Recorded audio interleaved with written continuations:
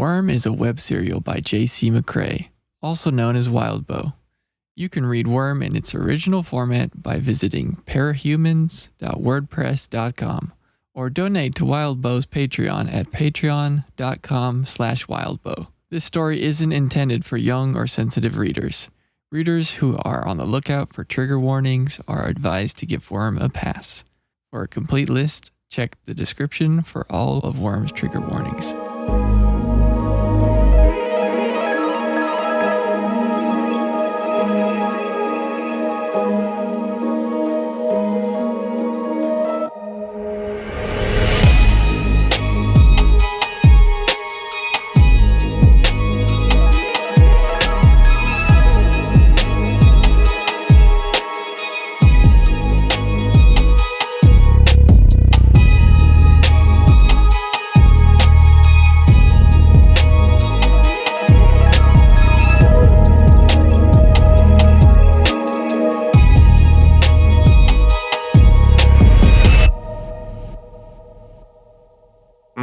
I love it. All right. Welcome. Good morning, Brockton Bay. And welcome to our first full episode of the Brockton Bay Book Club. We had our little introduction episode, but now we're actually getting into the book itself, Worm. And we'll be discussing the first arc, Gestation, which covers a bit. And so, Hannah, do you want to break down sort of really quickly sort of the short summary of So arc one? Arc one is Gestation, and we open on Taylor, our protagonist, her home and school life, touch a little bit on her powers, her swarm, and her first night out as a hero, ending with a lovely interlude at the end of the arc, told from her father Danny's perspective, which gives us a little bit more exposition of kind of the history of the world as capes have been introduced to it, kind of where he's coming from as a father worrying about Taylor, and a little bit more of an insight into her background and difficulties that she's had at school, ending with Taylor returning home. And that finishes up arc one, Gestation. All right, fantastic. Let's go ahead. We're not going to do anything too structured here, but just sort of let's get some quick first thoughts on the arc. It's 6 chapters plus the interlude, but it's pretty short, relatively speaking. So just sort of in general, initial thoughts, start of the story, how invested in are you already, that kind of thing. Let's just go down my list here. So Taylor.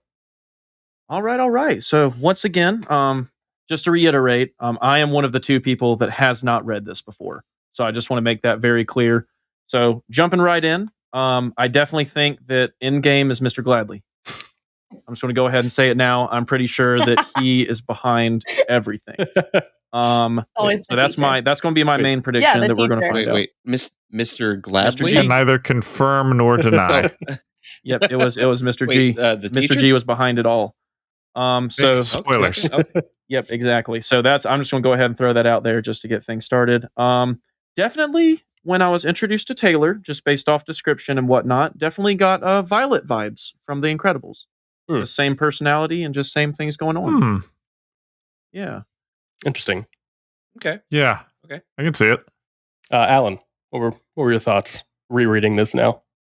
Rereading this, just from a writing perspective, it reads very differently. And it's a lot more rushed than I remember. Like, we are jumping, one chapter to next chapter. It's so fast, especially considering, like, I don't know how things stretched out in my mind. I felt like they went on for a lot longer, even at the beginning. But, biggest thing for me is I really, really love the introduction of Lung, right away. I freaking love Lung. Yeah, great character. Hannah, same type of question. Rereading this, what are your thoughts? Yeah, so there is a full cast audio, audiobook version of Worm, and they've only recorded a couple of the first arcs. So I decided I was going to listen to it. So listening to the full cast was super cool. I just loved it. That was really fun. I'm not going to lie. I forgot how tough it was to see Taylor get bullied, especially at school, and kind of like just the specifics of like her backpack getting like stained by the grape juice is just like, kind of kills me. And like her riding on the bus going home, like just trying to get back to what she sees as her safe space. And as someone who has arachnophobia, doesn't like spiders, that was not fun for me to hear about that. And like, it's very cool the way that she utilizes her swarm. But anytime we get into the specifics of like, ooh, these are the spiders I use, I'm like, oh no. But yeah, no, it's a great first arc. Really throws you into the world, but I don't feel like it throws too much at you all at once. So I feel like it's a great place to be back in Taylor's head again. Yeah, I absolutely agree. Nick, your thoughts? Yeah. Just in general, one of the things that I appreciate about good writing is when the author draws you into the character immediately. And just with the way that Worm opens, we are immediately sympathetic to Taylor and just everything that's going on with her, and just the way that Wild Bow presents her from the beginning is just really touching. And yet it's sort of this like duality of Taylor's strength as a hero, but when we first meet her, we see her as vulnerable. And I think that that's a really important contrast there. So I really like it. Yeah, great first arc. Yeah, no, I agree. It's a really unique approach. You don't really see that a lot. Or you don't see it done well a lot, I should say. All right. Kat, what are your initial thoughts of arc one? Also, along with Taylor having not read the story before.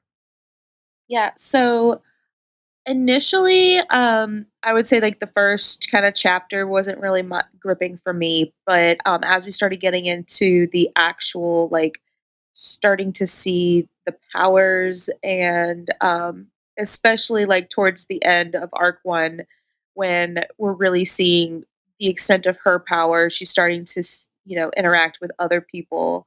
I really found myself not wanting to put it down. And then the bullying at the beginning didn't fully take effect on me until we went into the interlude. But I'm really excited to see where this Oh goes. yeah, okay.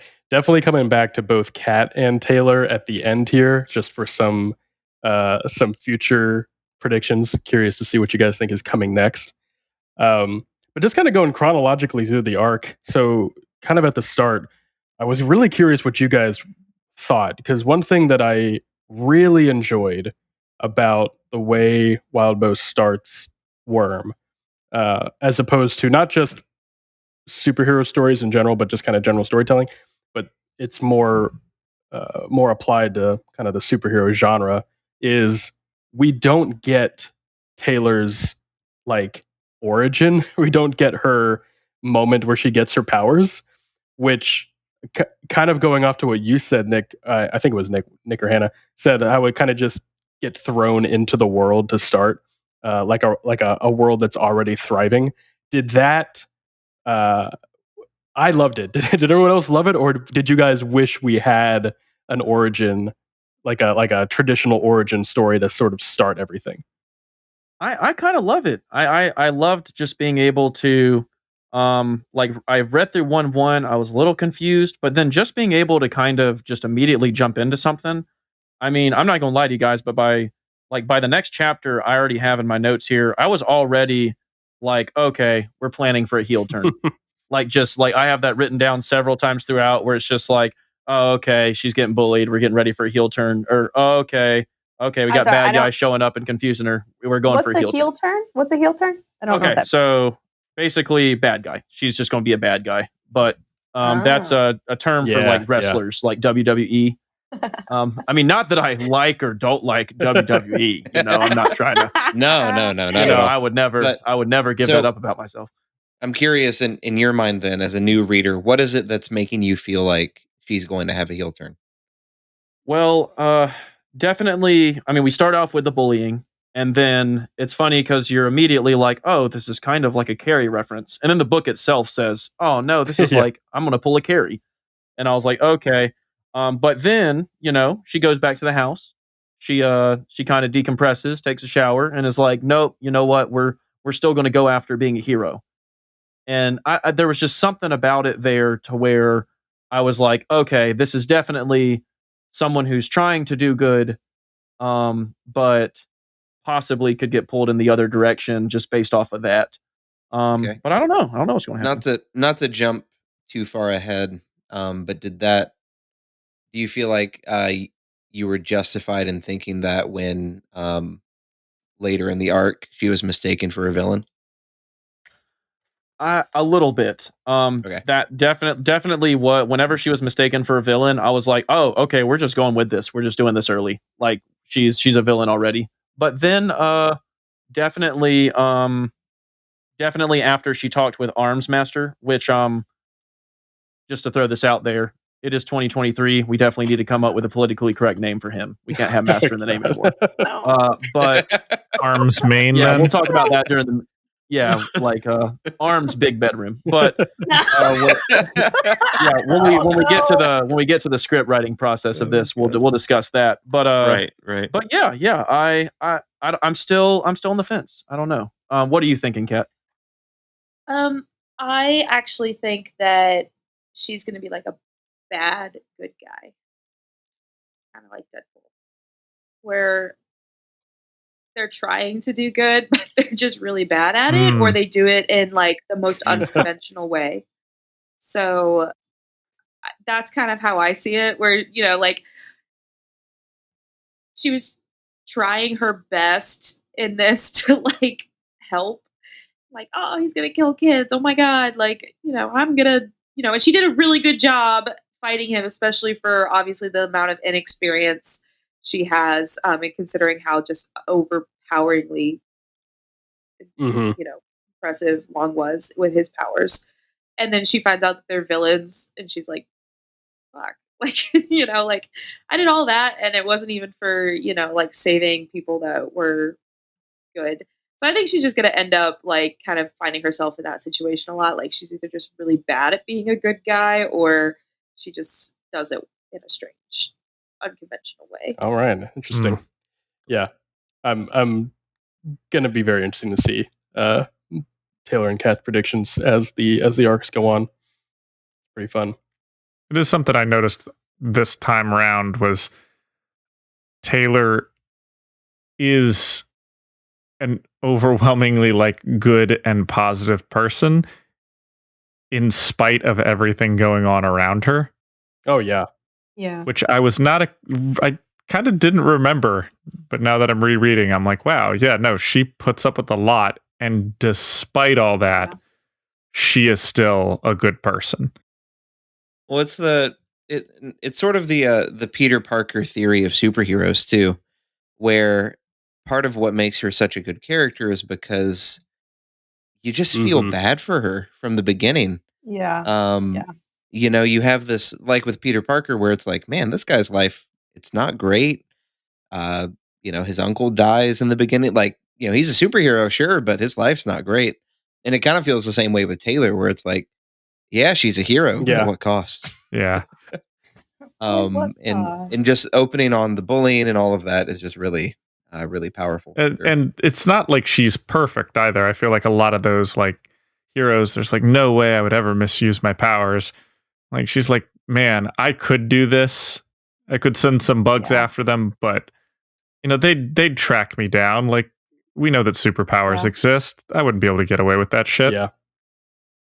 Yeah, she's like realistic about it too. Because too often I feel like in movies or in books, you're reading along and you're like, oh, come on, don't go down into the dark basement, you dummy. Like, obviously, that's where the killer's hiding. But like with this, she's very realistic with understanding, like, oh, if I do retaliate, it will come back to hurt me in the long run. Yeah. And she's being smart about her decisions and the choices that she's making everything from like, oh, I'm gonna respond this way to the bullies. I'm going to respond this way in regards to, her powers and even her swarm, and how she responds to Lung is all very like, it's all very smart, as opposed to what I feel like often gets used as the trope of like the characters that are stupid or make stupid decisions, and in your head you're thinking like, oh, come on, man, like, don't do that.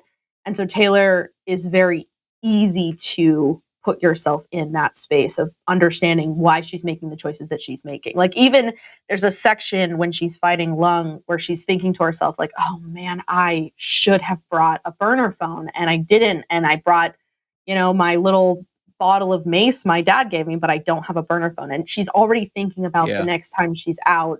She's trying to plot out her actions, and it's much more, I guess, understandable, like relatable. Yeah, absolutely. And speaking of realistic, I wanted to get all y'all's kind of ideas on this because I haven't seen any other superhero story or anything take this route.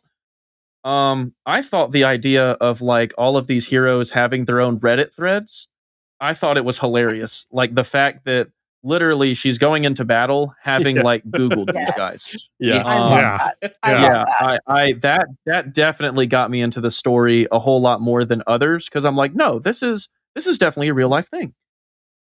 Yeah, because that's absolutely what people would do, right? Like if superheroes existed, people would absolutely fanboy, fangirl, however you want to say it. Or, people would be like, oh, watch out for that guy, watch out for this guy, whatever it is. Yeah, that's absolutely what people would do if superheroes really existed, which, yeah, I really like that little tidbit of realism, like you said. Yeah, and it really sort of it really helps sort of lock it. I love the comparison you made to Peter Parker, because everybody loves Peter because his whole little theme is he's just a kid from Queens. It just feels so real. It's like it just feels like such a lived-in world. And Taylor feels just like a girl from Brockton Bay. Like, she's going through all the same same stuff that everybody else is going through, dealing with all the same problems that we all dealt with. And then, like Taylor said, like even the way she interacts with the element of the story, right? Superheroes and all that kind of stuff just felt so real. Just seeing like, chat boards and jokes and all that kind of stuff. Yeah, 100% agree. It was just a really unique approach. Yeah, I really like the idea of, we talked about there's no origin story here. I really like that in this story. I also really like that there's no, like, not training montage, because I don't like stories that don't have a training montage, but I also don't like ones that like, oh my gosh, look at all of this. Yeah. And in this one, it's just like I'm jogging. Like, I'm jogging. I get up in the morning, I jog. I need to be in shape if I'm going to be a superhero. And like, no matter what you do, you're not going to out, muscle. Yeah, she's just the Forrest Gump of superheroes. One day she just got up and started running. It's like, well, like, it's the realisticness of like, I know that I'm gonna need to be able to have some cardio capabilities here. Like, you're like, when she's thinking about like, oh, I can't jump off this building. Like, no matter how many flying insects I have, like, I don't have those capabilities. Like, she's realistic with herself, knows like, I need to be running, I need to be exercising, I need to be pushing myself. Yeah. I think it's definitely a more realistic way of presenting it, because I feel like oftentimes in fantasy and like movies that have women that are the protagonists, if they're like meant to be, they're all so small and meek and so tiny, but then they like spend 3 weeks training. I say that with like quotations around it. So they learn how to like spar a little bit, and all of a sudden they're like the best fighter in the ring, and that's just like not how that shit works. So I think that like she's like, you know what? I'm gonna start preparing for this before I start going out there. Like, she's like thinking about, how she's going to have to prepare, and it actually takes time, not yeah definitely. A few weeks in a sparring ring. Yeah, and what does she carry around with her? Like, she's got pepper spray, and like, it's just she feels like she's like, I should probably have like a med pack or like a first aid kit Yeah. and like a pepper Yeah. spray. Oh and my like, gosh. She Good had- on her. She had Good pepper on her for spray being like, and chalk. yeah, like climber's Yep. chalk. oh my gosh, the chalk. That was Climber's so chalk. random. I never would have thought that. Like, I love that she's like, oh, I can't climb things, but maybe I can throw it at someone's face. Like, go Taylor. Like, way to go. Like, I saw Thank this you, I chalk on appreciate it. discount. Let's do that. Let's add that to the collection, to the No, utility belt. I definitely was laughing a little bit because I was like, "Oh yeah, climber's chalk. That makes sense." And she's like, "Yeah, to use as pocket sand." And I was like, "Oh damn it!" Oh my god. Pocket Well, sand. she does say in like her fight with Lung, she's like, you know what? I should probably have a burner phone and I should probably have a knife of some kind, like some sort of weapon to defend myself with, should the need to rise. Yeah. But that girl, she's going in with her spiders and that's it. Yeah, I kind of like how she was like, "Why the hell did I bring chalk? Like, I don't need," because like her initial thought was like, "Oh, like I could throw it at someone, or like if there's someone that's invisible, I could throw it and I'll be able to see them." And That she's was like, smart. "I could fucking That's do right. that with my Yeah. bugs. Like, why am I even thinking Yeah. about Oh, that?" it's such a great love it. moment. I love it. Oh, In the middle of getting like attacked by a horrendous monster. Oh I my mean, God. the image in my head was just like terrifying. So I was gonna say, Yeah. did Lung stop getting powers at one point during that battle? Because it sounded No. like it just kept compounding. going. Yeah, let's talk about Lung for a second because let's talk about Lung. I want to rant about Yeah. Lung for a moment because Yeah. one thing, I think I said this before, one thing I absolutely love and obsessed with when it comes to Wild Bow and with Worm is the powers that these capes have. They are so unique and so interesting. And like Lung, I'll say like Lung isn't even like the most interesting, but he's the first big cape we run into. And he's like, oh yeah, well, you know, as Taylor says, like, oh, normally you would expect people to get weaker, but Lung only gets stronger. Yeah. Oh, such a great introduction Mm-hmm. to not just the world, but to like you're saying, the types of powers. Immediately, we're hit with one, Taylor's power of controlling insects. Not the first time we've seen it, but definitely not the first time we've seen it in any sort of like protagonist type of character. But then two, jumping into a character like Lung, like immediately, this world feels so different from any other superhero story we've read because we haven't met anyone who can fly. We haven't met anyone who's just like, super strong like Superman or fast or anything like that. It's he jumps right in to, nope, these are going to be some different types of powers that you haven't seen before, which I loved. Wild Bow also does this thing that both I love and also irritates me, which is he will not call the thing what it is. Just like they're not superheroes, they're Yeah. capes, which is good for like his thing, making it unique. Yeah. But he like will go out of his way sometimes to not say certain Yeah. words. Lung is a dragon.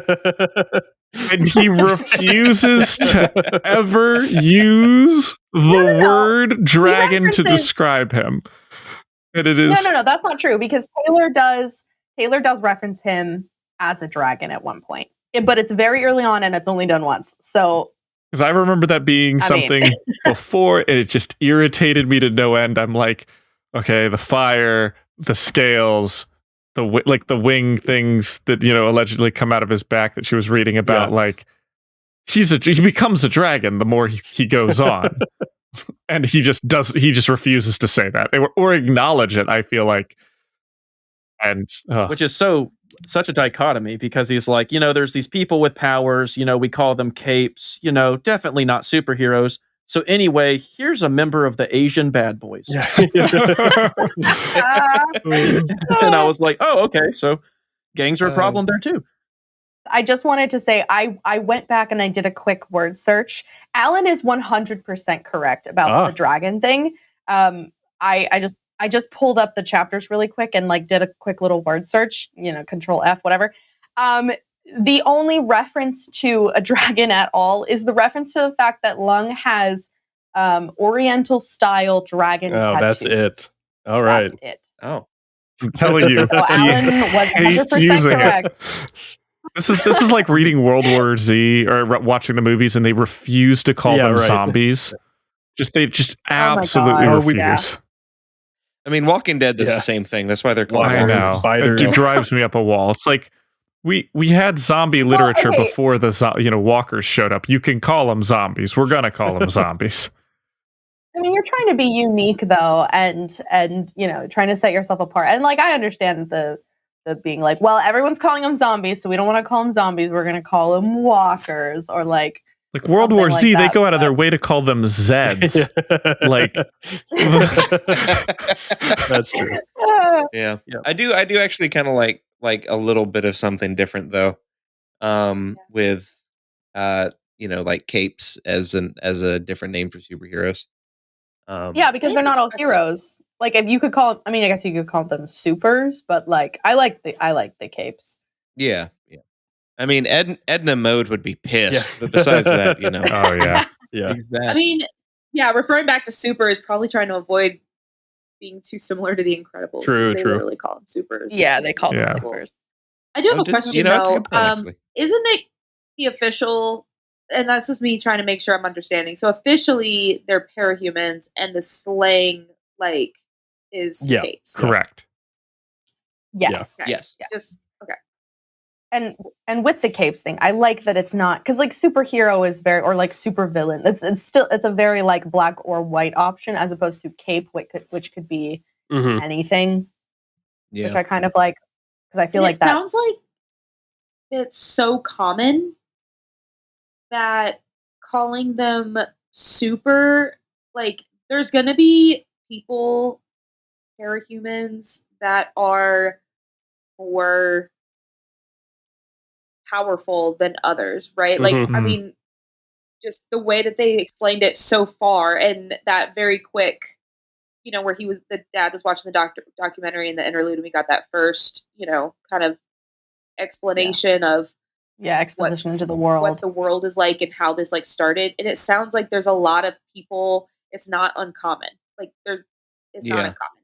And some people are obviously going to have like the most minute powers, and then some people are going to be like, Yeah. So Yeah. it's calling them every one of them. It's like, well, now it's like normal. It's normal enough to have some sort of power. So to call them super would be kind of like all of them are not necessarily Yeah, super. I had never guess. thought of that, but that is a Like, really yeah, good yeah. point. Yeah. Yeah. Because if everyone's super, no one will be. Okay, enough Incredibles references. Okay, so It's besides too good, Long, it's too we good. have Tonight on Brockton Bay Book Club, how many other superhero media can we reference? And actually, Taylor, before you jump in, because I do want to get off along, but I do want to make one comparison that I wanted to get your thoughts on between Taylor's interactions with the bullies in the first arc to her fight with Lung, because there's a lot of really unique similarities between those fights and the way she approaches them. Both being one thing I loved about the fight with Lung is that she is 100% outclassed in every way. He's immune to the bites, he's immune to the venom, he's got fire for the bugs, and he's stronger and bigger than her. In much the same way that she felt incredibly outclassed fighting against her bullies. And in both cases, she really couldn't fight them. But in one instance, she chose to anyway, and shows virtually no fear, although she does sort of talk about being a little afraid for her life, but not really, as opposed to her fight with the bullies, where she is very much on the back foot, very much hiding and in fear for them. And I loved the dynamic of two pretty similar interactions in her life, but one in which she eagerly pursues and one she avoids, which I thought was a unique way of framing the first arc in terms of how she approaches this world. And additionally, too, to tag onto that too, something I like about that, now that you mentioned that, I like that it in the first instance, like you said, it's similar, but in that instance, nobody comes to help her. Yeah. Whereas in the fight with Lung, you have people who do come to help her. Mm. Yeah. So I kind of like that subtle difference there too, where you can see her, and in the interlude with her dad, we get to see that he's worried because she's lonely and she doesn't seem to have many friends. And so we can already see, even though we find out that that group are villains, we can already see like, oh, there are people who are willing to help her. Just have to find them. Yeah. Oh, great I'm point. interested to see if we continue to see like that. First of all, I predict that group. They spent a lot of time describing who they are. This is not the last time we're seeing them. That's my prediction there. I honestly think that like the way that like they were the first ones to show up, help her, and then Armsmaster didn't show up until the fight was over. Kind of feels like that's going to be a trend to me. That's a prediction that I'm going to throw out there. Like she's, how she was like so back to Taylor, Taylor in the podcast. Um, when he said that he predicted that she was going to be a bad guy, I feel like that would be something that would like push her towards quote unquote being a villain. And I don't think she's going to be a villain in the sense that she wants to do bad things, but more so that she doesn't necessarily agree with the what is it, Oh, the Parahumans Protectorate. HQ people. Mm. The Protectorate. I feel like she's going to have some sort of like discourse with the Protectorate, and that's going to push her more towards those kind of people, those other teenage quote unquote villains. But I'm like, are they really villains? Like, it depends on what they're doing. Are they being teenagers that are rebellious kind of villains, or are they actually like murdering and trying to, create chaos in the world? Yeah, which brings up what Jacob was saying, where the first instance she is getting juice poured on her, she's getting bullied, does not reveal herself. Is that because whenever they find out you have a certain level of powers, you're immediately brought into the wards? Is she trying to kind of keep it under wraps? Like, does she know? Just by looking into Emma's eyes, I think it was either Emma or Madison, but she's like, if only they knew, which makes me think that she kind of knows what her power level is. I don't know. It's going to be really interesting to see it unfold. Definitely. Yeah. With the kind of the two scenes mirroring themselves, the idea that like she is so confident when she's wearing the mask. She is so confident when she is in her, her power persona, as opposed to when she's Taylor in the stall getting juice poured on her head, like feeling so small and feeling like I can't show who I actually am or what's going on inside of me. And kind of that the two playing off of each other is just like it makes me wonder how much of that, because I don't remember if they touch on it later or not, but like how much of that is her feeling the safety of the mask as opposed to her feeling disembodied almost from herself as, going about her daily life because of these bullies, because of how they've made her life hell, how they've made her life so difficult. And like we hear it a little bit more, but like her dad, he doesn't know that her best friend has become her tormentor. Like he doesn't know that, which means he's so disconnected from Taylor's life because she hasn't shared that with him. Like how much is she closing herself off from her own life? He does suspect, though. He talked about that, the fact that like Emma, I think is her name, that Emma no longer hung out with Taylor, and that was really shocking because they were best friends. And that's also when the bullying started. Like he knows about the incidents, but he doesn't know it from her. Right. Yeah. Well, he says that specifically with Emma, I'm pretty sure it's Emma. Specifically with Emma, he makes his like internal thought process is that like, oh, probably because of the bullying, she's distanced herself from Taylor when in actuality she is the cause of the bullying. So like his musing of her is much more in the sense of like, oh, she's abandoned my daughter because of the bullying, as opposed to she is the one bullying my daughter. Can we talk about the interlude and her dad, Danny?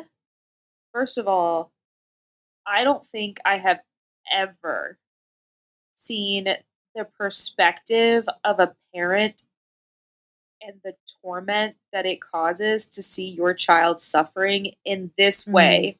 Yeah. In media. I have not seen that. I know that like sometimes they'll like touch on it in movies and shows and stuff. They'll be like, "Oh my god, I'm sad that my kid's being bullied." But this was such a Yeah. more personal and deep look at Mhm. how that feels to watch your child being tormented on a daily Mm. basis to the point of Yeah. being Mhm.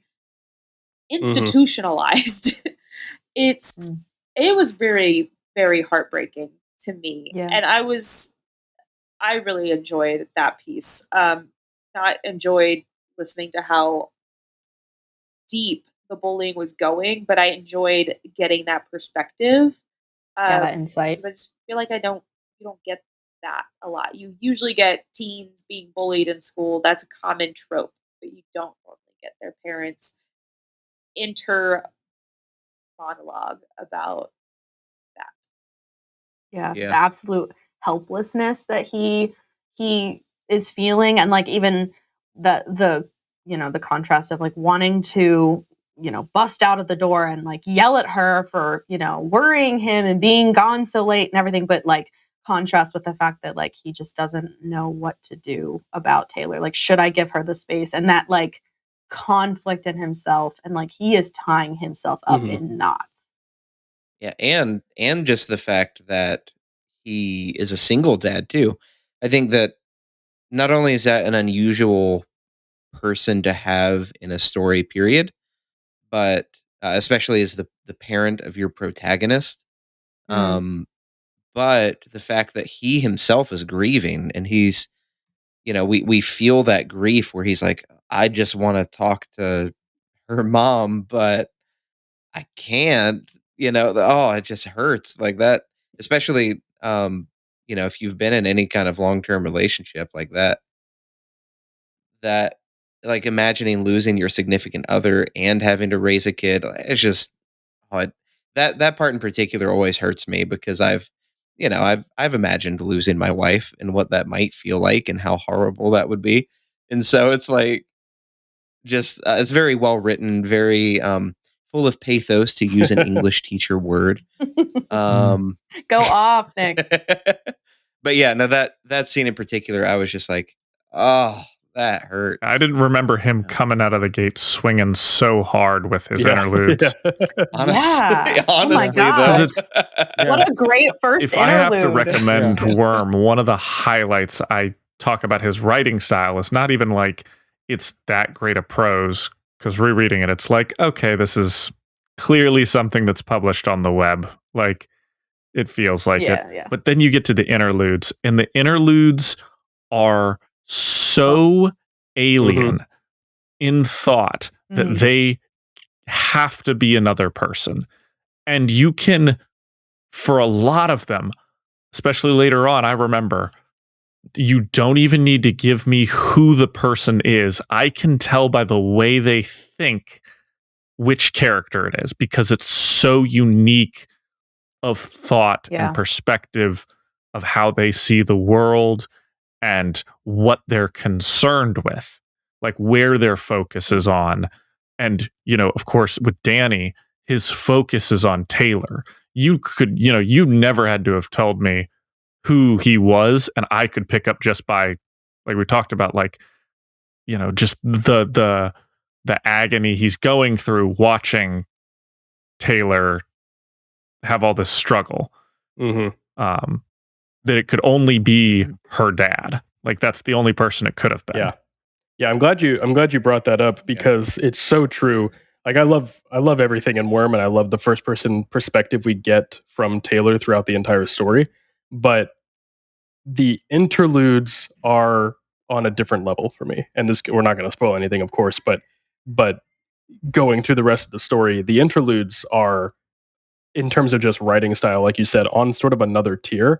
And I don't know if it's just the, being able to alternate between first person narrative and the more third person omniscient style. And that's what's just so fresh about it. So they're more enjoyable that way. But you hit the nail on the head with the way that Wild Bow gets into these characters' motivations in the interludes opens up the world beyond anything else. It's such a unique take on storytelling, and I just absolutely love it. Yeah. Yeah, Wildbow, can Yeah. you teach a writing class? Because I would love to know how to do this. I feel like any writing I do, the characters are very singular. Like it's hard for me to switch between the the mindset of my characters. So like, please just teach us a writing class. We'd Yeah. love it. We'd all I participate. can't wait to get to it later because I introduced somebody else to Worm pretty recently. And, they started off with, this girl getting bullied in high school. And he was like, oh my gosh, this is somebody who clearly has been bullied because I got bullied in high school. And this is exactly what it felt like. And then, it went to the interlude, and he went, oh my gosh, I'm a father. And this is exactly how it felt like. This person had to have been a father as well. And you can only take that so far because he's going to have a lot of perspectives that aren't possible for him to have. And yet Yeah. he, I feel like, nails them. He nails all of them. Yeah. Oh my gosh. Yeah, just with the somberness that we get from Mr. Hebert. Is it Hebert or Herbert?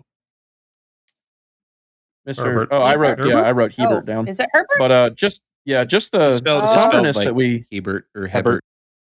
Okay, so basically it was really, I wouldn't say cool, but it was just really interesting to me because I'm so far off from having teenage. Like I don't even have kids. So the fact that I would like have to deal with teenagers right now, but literally having like a human that also has their own consciousness and basically like him having to deal with the fact like, okay, she doesn't want to tell me what the problem is. And I have to try and be a parent, but I also can't order her to do something. Especially with her having dealt with like having to go to the mental holding place at the hospital, which I've not personally been with, but personally deal with my job. It's a very just terrible thing. And then just having him literally have to know that she's okay just because of the snack, where he's like, oh, like obviously somebody who was assaulted or had something bad happen to him, they wouldn't make a snack. That was just so heartbreaking. I definitely I it was an insight that I don't normally get to see, that I definitely appreciated. And just a completely, like as y'all said, the writing style changed, and I was like, oh, okay, this must be how he just fills us in with world building and just different information and different points of view.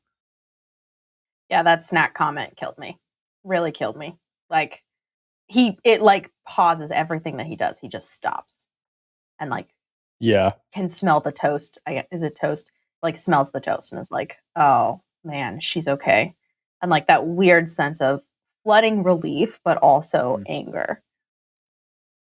Yeah, the way he was describing his anger issues, it was very self-aware and like he's almost afraid of his own anger. And it almost makes me wonder if there are, for our perspective, unknown parahuman qualities that he has that maybe are not manifest, at least from what we know. I've only read thus far, but if he has some sort of like power that's related to emotions, feeling them stronger and like maybe them coming out in a different way. But his anger seemed like it has been like a frequent issue in his life, to the point of like driving his wife away. Yeah. And I don't know. I'm interested to see how that evolves throughout the story. Yeah, it's interesting to me when he's talking about how Taylor has seen his anger specifically, like how she has seen his seen that come out specifically, like when he lashes out against the school principal when she gets put in the hospital, kind of like this. I mean, this is his kid. Like he will fight tooth and nail for her as best as he knows how, and then he loses his control and absolutely tears into this principal and teacher.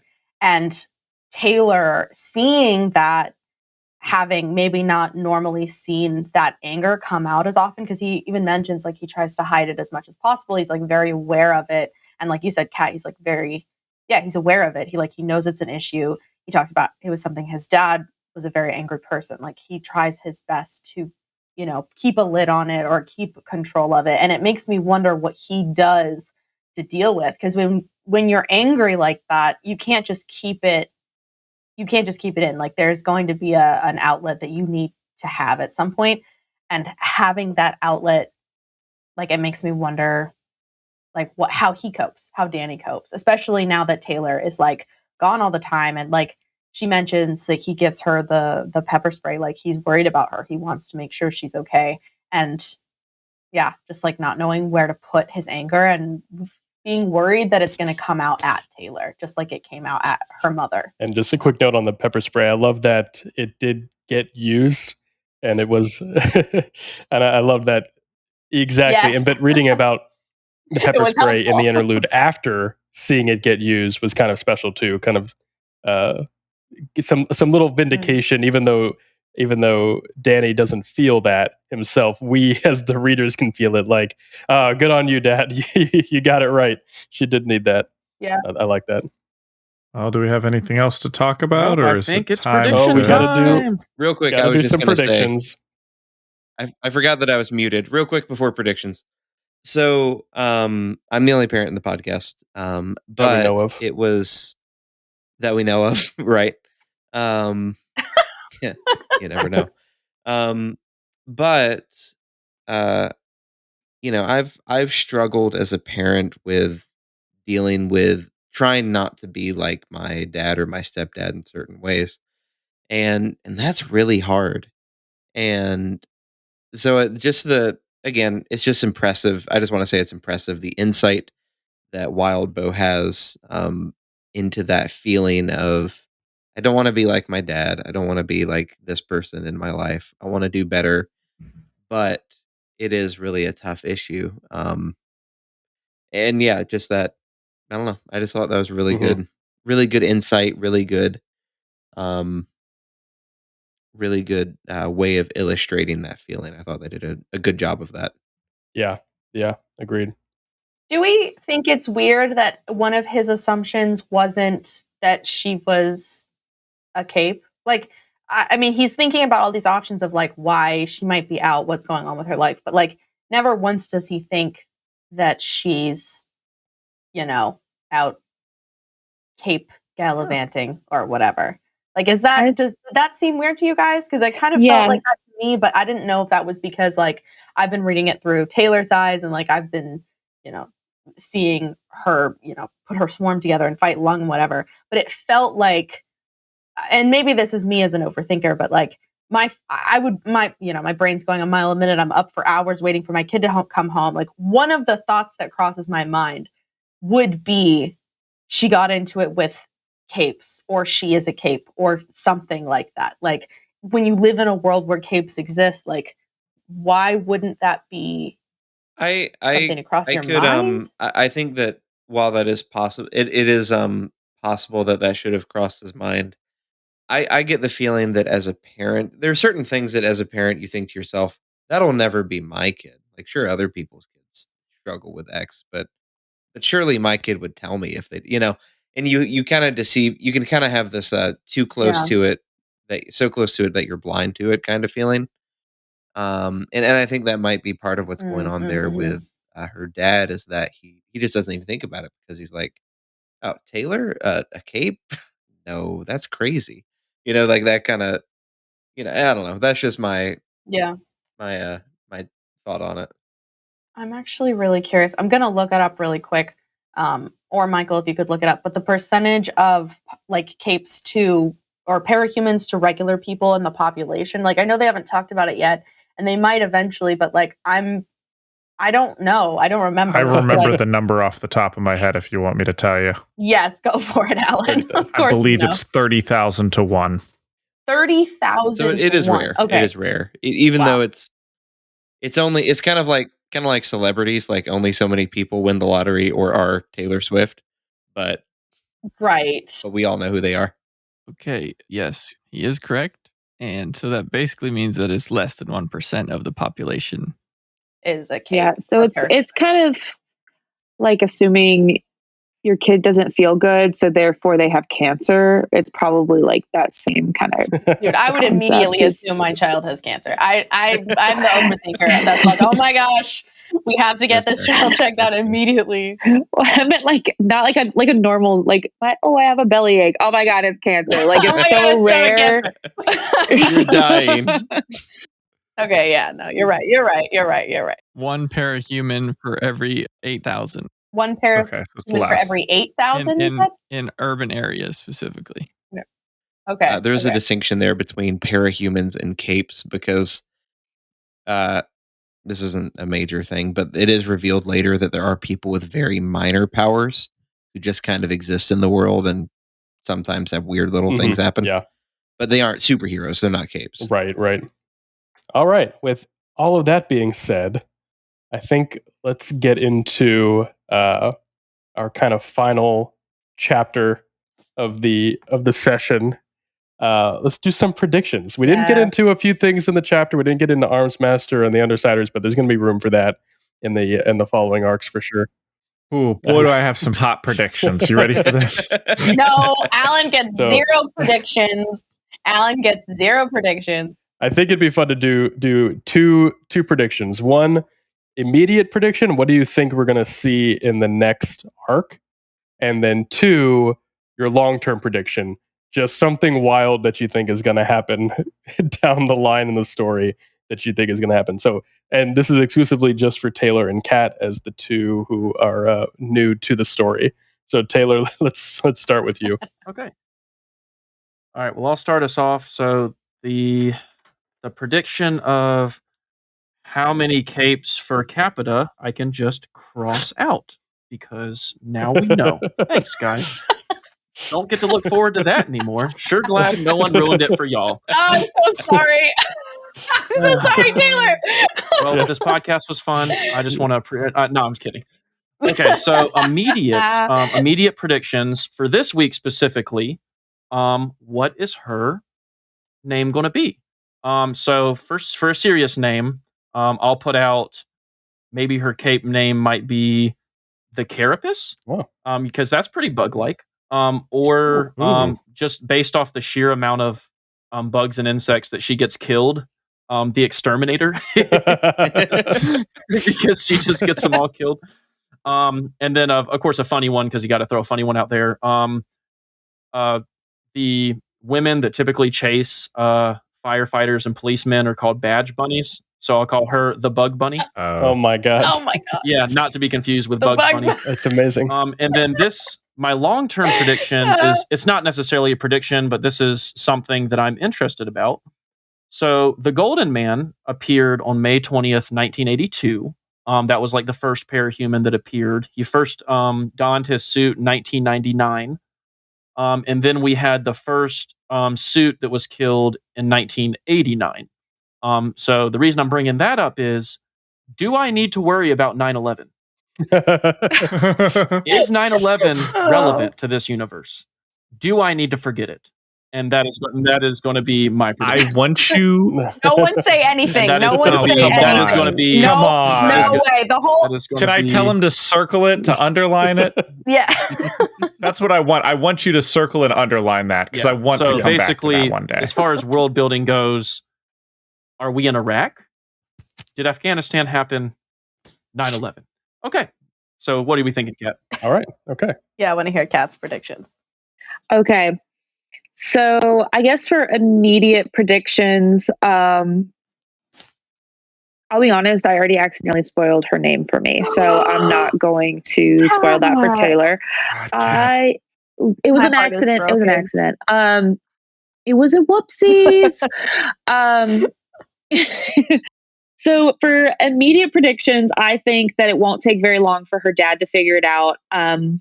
I also think that she is going to see those same teens very soon.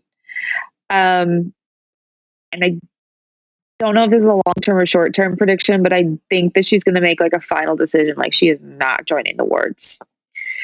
And then for long-term, I really do think that there is going to be like the protectorate has some overarching like flaw that is they're just going to become, I feel like they are going to become her like enemies, and she's going to be more an anti-hero than a true hero.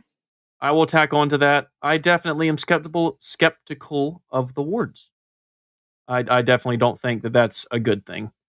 Just Sounds like a way for the government to control them. yeah, it sounds like just getting people and concentrating them in a certain area never worked in a good way. So All right. Well, thank you, panel of esteemed readers, and thanks to everyone else who's listening. This has been a lot of fun. We're definitely going to keep this going. Pretty much going to be, I think, attempting an arc, an episode here. So look forward to discussing arc 2 next time with the Brockton Bay Book Club, which I think is what we're calling ourselves. I like it. I think it's got a good ring to it. So, Michael, you want to play us out?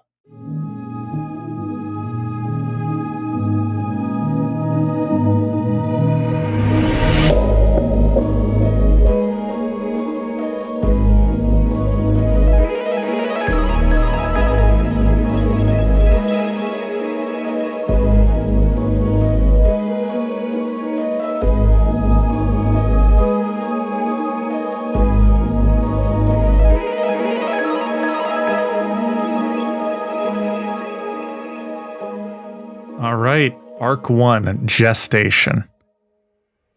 Oh man, okay. This is what I'm getting excited about. I love book club. Book club is great, but now we're getting into kind of honestly what started this podcast was you and I having this idea of trying to dissect Worm in terms of adapting it for a visual medium of some kind, yet to be determined. Yeah.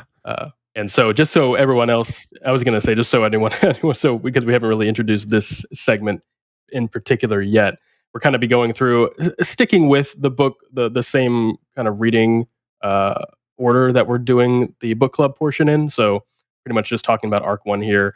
We're not going to be spoiling anything. We're doing our best not to, and this is more just for you and I to remind ourselves not to spoil things. Although we probably will have to be a little careful since we're definitely going to be thinking a bit long term with some of these characters. But anyway, all that to say, this is going to be a more detailed dive into the adaptation process for the story. So, didn't mean to cut you off. Go ahead. Yeah, no. I was just gonna say we started with you hearing about adapting. Was it Mass Effect? Mm-hmm. Yeah. For visual medium. Yep. Yeah. I watched a great video by Lessons from the Screenplay, that YouTube channel. Fantastic channel. They do a really good job of just sort of talking about movies in general and different techniques and things like that. And there was a great video they did a couple years ago where they talked about what would make why the Mass Effect video game franchise, why Mass Effect would make such a great television show, and they sort of compared it to Game of Thrones in that regard. But in that, they kind of talked about how they were already sort of working on it and their process for it and all these different outlines. And it made me think like, this is exactly what we need to do with Worm, because there's so much in Worm that is just ripe for visual storytelling. We're kind of in a bit of a golden age for superhero-esque settings right now. Oh yeah, we might be past it. It's kind of hard to tell. But obviously, if Worm ever was adapted, we'd be years away from it at this point. So I feel like at that point we'd be fresh again. But yeah. I think, I think it's a great series that you and I have talked about. Like, it could be adapted to any number of things. It could be, we'd be looking forward to it being adapted into something animated, which it would allow you to do all of the over the top stuff, and also would just, I don't know. Personally, I would love to see it in the Castlevania or the Arcane animation style. Yeah, very much so. Yeah. But also, I mentioned before that I think for live action, there's enough of a human element and a non-supernatural, fantastical part to it. Like the majority of the show could just be people in rooms talking to each other, and occasionally, having to CG some effects for superpowers. Mm-hmm. Yeah, absolutely. And we're not going to get too bogged down into like actual uh, storyboarding scenes and animation versus live action. Well, not yet. I won't limit us to that. Um, but I think it is going to be really fun to as we talk through specific arcs and scenes individually, like where we think they would thrive when trying to Yeah. adapt them. So let's start off with the big question, because Mhm. this is a very short arc. Yeah. Is arc 1 just the pilot episode? Yeah. I wrestled with this a bit because on the surface, I say yes. Like it feels like a very complete episode if you're looking at it from, say, television. You're introduced to your main character. You're introduced to her initial struggle and conflict. You have sympathy for her, and she gets a bit of a confrontation, action showdown, and sort of sets up this future, character arc, which is how does she sort of interject herself into this world that she's now a part of. That being said, it is very short, and it's hard to. I'm really against writing anything into the story at this point because Worm is like 1.2 million words. We really shouldn't have to write anything into it. I think it's 1,650,000. Oh, look at that! I was somewhere short. around there. Yeah, I'm sure I was short. Uh, so I don't think we're at the point where we want to try to write anything in. Like maybe you can give a few more lines to Mr. Gladley in the classroom scene or things like that. Um, but really, we're not. That's not really necessary. So I think, and this is where I want to get your thoughts. I think we have two options. Three options, I guess. The first option is we just drag this out for a full episode and try to make that work. Option 2 is this is like the first half of the episode, and then maybe arc 2 and beyond will fill that in. Or option 3 is the show would open with a bit of exposition in some fashion, pulling mainly from that first interlude, where we sort of are introduced to Scion and this world of capes. I was thinking like if you were to go that route, opening on the cruise liner. In the interlude, there's a story. There's a couple stories that people that like first met Scion, and I thought it'd be really interesting to start on the character who I forget her name in the interlude, but she is being interviewed because she had cancer. She was contemplating just ending her life, and then touches Scion, meets Scion, is rejuvenated. She's cancer free now. It's just like this, like a miracle moment. And I thought it'd be really interesting to start with that and sort of do a bit of exposition with all of that, and then jump into our story afterwards. But I don't know. Kind of want to get your thoughts on if you think that'd be too much. Okay, I do think that's a lot, because there's so many hero stories, superhero stories that start off with that moment of like introducing, the first hero, or the larger than life Superman type character. Like that is the opening to the story, that you circle back to later, or that is just like, oh, this is the origin of heroes kind of. I don't know about the opener, but I know 100% where you throw Worm. Okay. The title. Oh, okay. And that is after the bullying in the bathroom. Yeah. She's like head pounding, you do the classic ringing in the ears with a big, the thump, the zoom in on the head where, blurry at the edges of the screen, her staring at the mirror, eyes close, and then open, and everything but the mirror, like the whole wall, is covered in insects except for like right around her. And that's where you throw Worm right above the mirror. I Big do like letters. I like that. And then she just waves her hand and they all disperse and she walks out. Yep, I see nothing wrong with that. Where's that? I need that GIF from Brooklyn Nine-Nine. Yeah, Chills, literal chills. Yeah, no, that's perfect. I do like that a lot. I Thank think, I think part of because I mean, you can obviously draw out the fight scene with Lung. You can put some. There's a lot of time in there that we kind of read over when you're reading it as a book, but you can dwell on moments that can really stretch that time. Um, but I think, and this kind of goes back to something we mentioned with the first arc, is it's both rushed when reading it. It's sort of rushed a little bit, and it is just a tad ironically slow in sort of how it introduces things.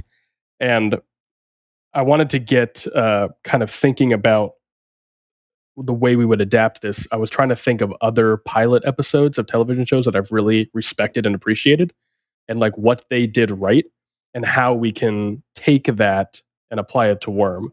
So the first one, which I thought was hilarious, but I absolutely love it, is the pilot episode for Arrested Development because yes. because it so perfectly introduces every character, and immediately you know who they are, what they act like, and like just their overall vibe, and you get that in like a line or two of dialogue, like very very quick. And obviously Arrested Development is like 20-30 characters you would get introduced to immediately, where we're only Yeah. dealing with a handful, but still being able to immediately sell the audience on who your character is, I think is really really important. Yeah. Yeah. I was thinking just like, you know, uh, at least an order of things. Like I think, chapters 1, 2, 1, 2, yeah, I guess it is just 1 and 2 of the whole classroom sequence, Hmm. the whole coming home, because the big thing you have to eliminate from this is which is most of this will be scrubbing and erasing down to stuff that you can use, is all the internal monologue. Yeah, yeah, yeah. We're But you not we're still need not to doing convey the that. right, right. It's not a film So noir detective style yeah. narration. So like maybe that's where we end up adding stuff. But I think you can speed through chapters 1 and 2 before the, like, how you have credits rolling, Hmm. on the bottom of the screen as, show Right. starts up. I think you could end uh I think you could end those credits finally with her going out at night. Yeah, you can Like kind of get her through all of that. she Yeah. you open with her getting, her in class, getting bullied. You have the worm after she's done there, her going home. The credits are rolling at the bottom while she's jogging, while she walks through like the basement and like is waving her hands, and all the spiders come out and start making the costume. Her Hmm. browsing forums just really quick, looking up heroes and stuff. And then uh and then the credits stop and she's, out doing her first night in costume. And the majority of the episode ends up being the lung fight. Yeah. Uh, and I think the majority of the episode, of course, is the lung fight. And it's a great, because you're introducing such a wild, over the top character like Lung. Hmm. Uh, and yeah, I think that's a Hmm. great place to have it. I think the question would be, where do you put the interlude? Yeah. Um, is that a closer, or do you put that in the middle, maybe of like Taylor gets seen by Hmm. Lung, cut to maybe a little 2-minute thing of the dad at home, not really saying anything, but walking around the house, Hmm. laying in bed, the clenched fist, Yeah. and then, Yep. him being worried, and then cut back to, poor girl on fire. Yeah. Yeah.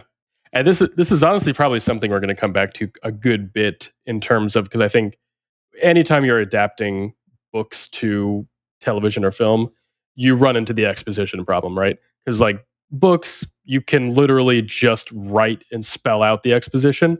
And for the most part, we overlook that or read past it or through it because it just is part of the story, which is kind of internal monologue, whatever the case may be.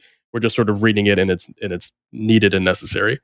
But in film, you can't just sit down and expose your whole plot to the audience. You're going to lose everybody. So we're going to come back to it, I think, pretty frequently. But I definitely think it's right off the bat. You've got to establish the setting. You've got to establish sort of the dynamic here, and I think you could do a lot of that throughout this episode. It doesn't have to be all in one place. Like you said, having the title crawl the title kind of big worm thing that you had there right when she's kind of getting all the bugs around her. I think that's brilliant. I think that's really good. I think you can throw in little bits of info when she is assembling her suit, as we would want a scene of that of some kind.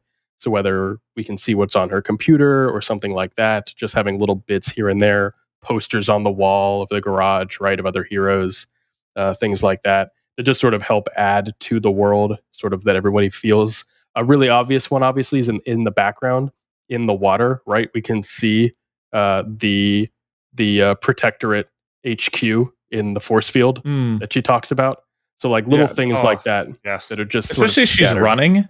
You could give a feel for the city right away because that's what she does. She runs by the right by the the train tracks essentially. Like there's the bad side and here's the good side, and across the water is the Protectorate headquarters. And absolutely. I mean, you could even do you don't have to get this cheesy, but I mean, you could even have like a cape flying over, right? You can just, there's a lot of little ways that you can sort of set the scene without having to just sit down and like the audiences aren't dumb. We've seen a dozen and two superhero stories at this point. So like we know how to put ourselves in those worlds very quickly. Yeah, and there's merchandising everywhere. Like these people are Exactly. essentially the local sports team. But I like the idea of like the more subtle things of like you start with class where the teacher's doing the womp womp womp womp womp womp womp as she's like focused on her book of ideas. Right. And he's talking about something. I mean, in the story, he's talking about something with heroes. So like you just have that in the background. She gets up. She is ignoring it because that's just her life. But it is there. Like if you're an audience, if you're watching it, you're like, oh, like are they talking about superheroes? Like, and then you have that. You have the dad watching TV. Like maybe all of the stuff that we talked about, that's in the interlude, talked about the origin of heroes, is mentioned, but while he's walking around the house. Like you can hear it on the TV in the background. It's all said, and you see the images of it, in the, when he's walking past the TV, but otherwise, like it's not focused on. The focus is him worrying about Taylor coming home. Yeah, exactly. Yeah. Because I know for a lot of people who there's a lot of people that their pet peeve with movies is television in the world giving all the exposition. Yeah, exactly. And I agree with that. I don't want to do that. And I also love a world where you're like, part of the mystery is figuring out the world. Like it's not just the mysteries that happen in the story. The mystery is the world itself. Yeah. Oh yeah. 100%. And to build off of that, that's probably, man, this is such a dangerous thing to say because I don't want to say it, but like of places where we would rewrite elements of the story, the television exposition is a very clear one. And I think you kind of hit the nail on the head there where that just doesn't work in film. The television exposition scenes just don't work.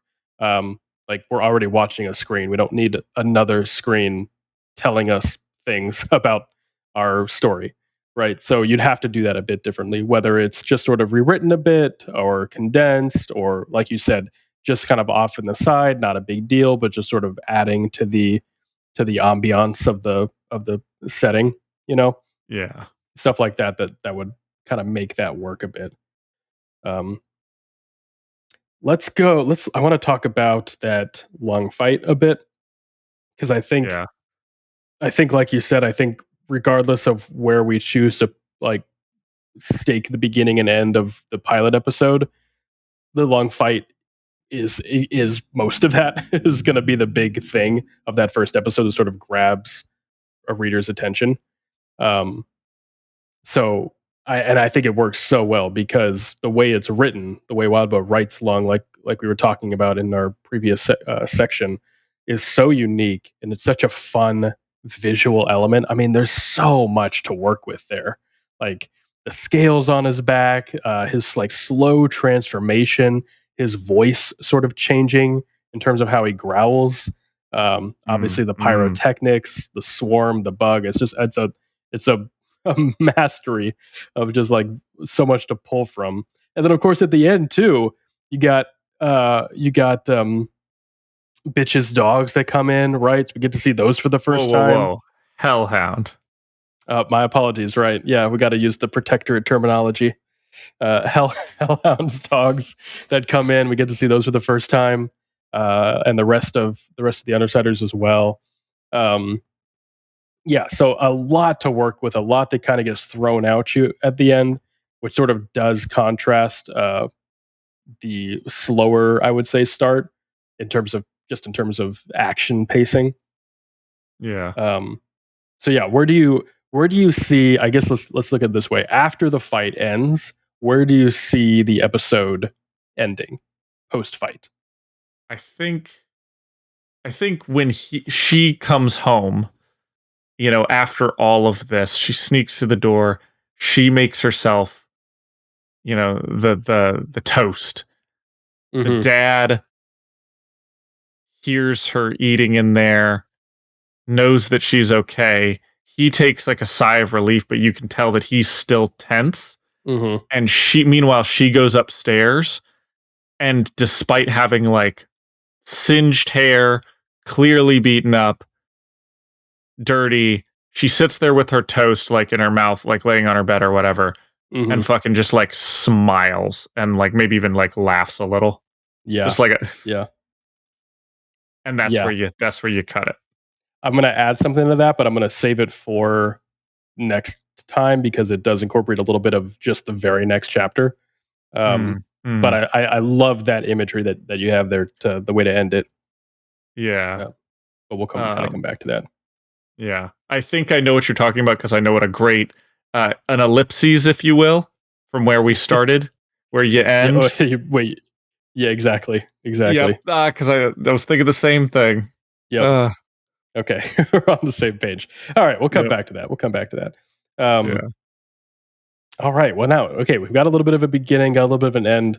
Like I said, I definitely think pilot episodes in particular are pretty tricky because they really need to grab the audience. So I have a feeling we're going to come back to this a little bit, probably in terms of like maybe we have ideas of things you want to kind of foreshadow in the beginning or things like that, so we'll probably kind of revisit that.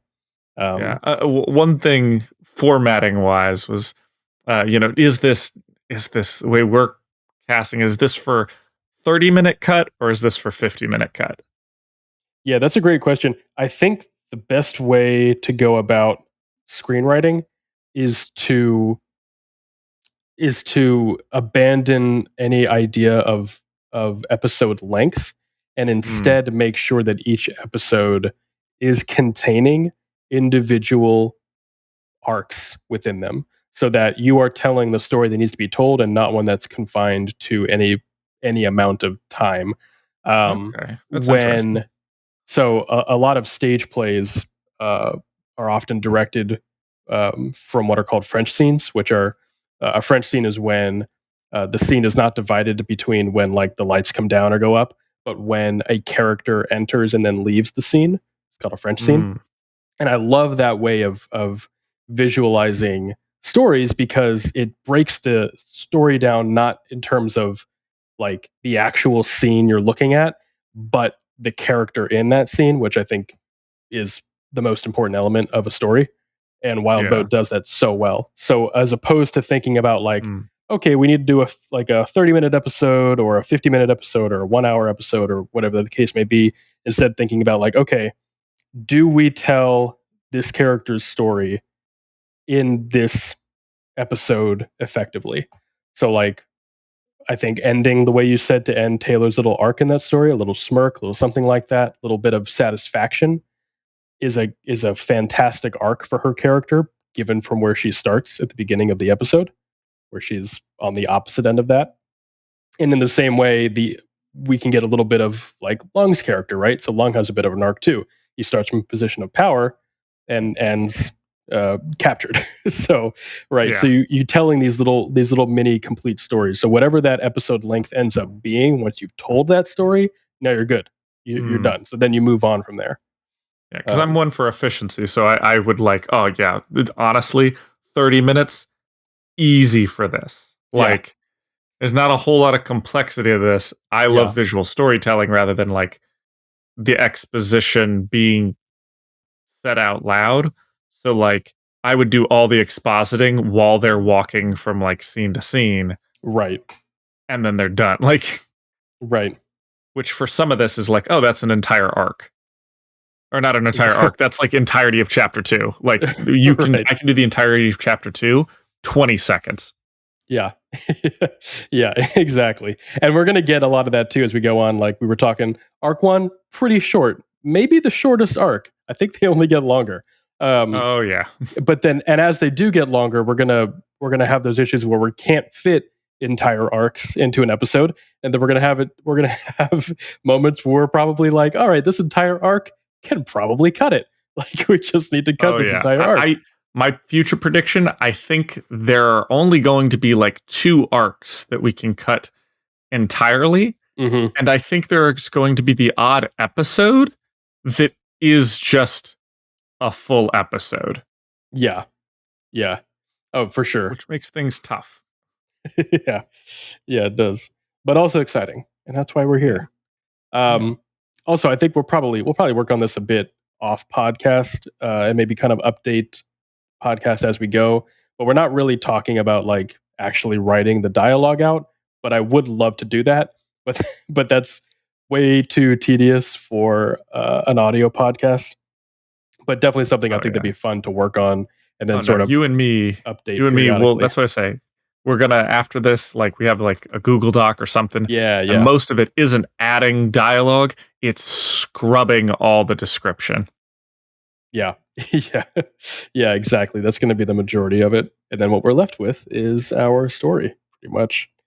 And hats off to Wild Bow for writing such good dialogue. I think we didn't really mention that, but his dialogue really doesn't need to be adjusted at all. And it's going to be really easy to sort of just translate to film.